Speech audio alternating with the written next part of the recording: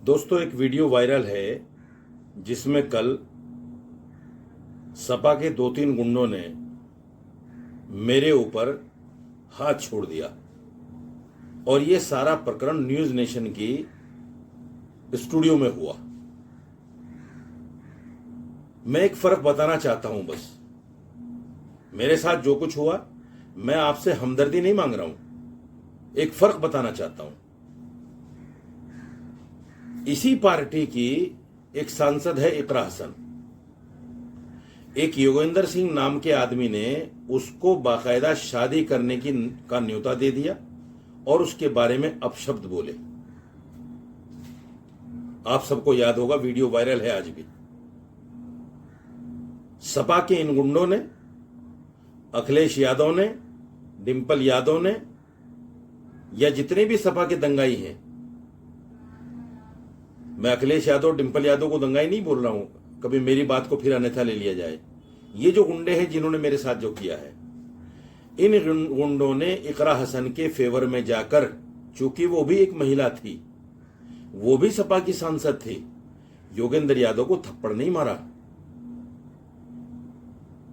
मुसलमानों, इन्होंने सपा की इकरा हसन नेता के फेवर में आकर, चूंकि वो भी एक महिला थी और वो क्योंकि एक मुसलमान थी, इसलिए इन सपा के गुंडों ने योगेंद्र सिंह को थप्पड़ नहीं मारा, जाके उसको गालियां नहीं दी।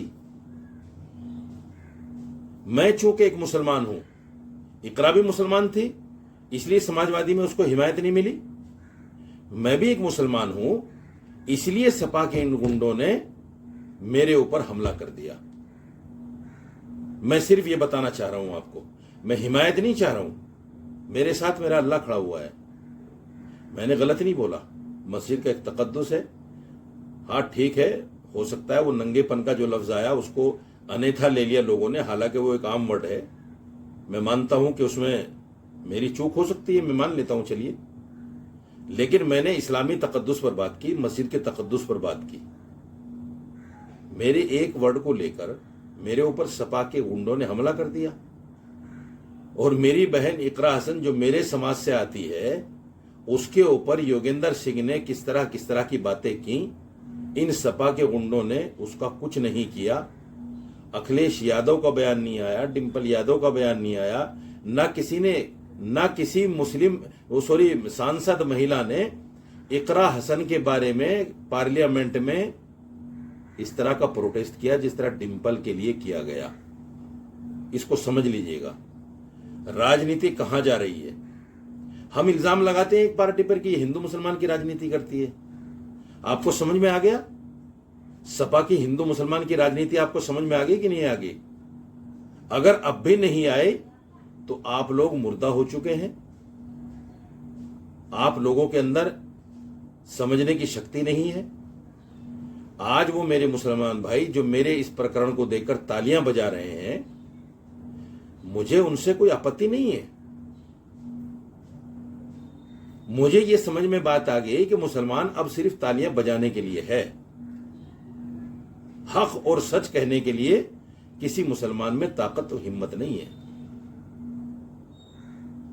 इसलिए मैं ये वीडियो बना रहा हूं और ये वीडियो मैं सर्कुलेट कर रहा हूं ताकि मैं समाजवादी के हिंदू मुसलमान के फार्मूले को आपके सामने रख सकूं, और ये मैंने आपके सामने रख दिया है।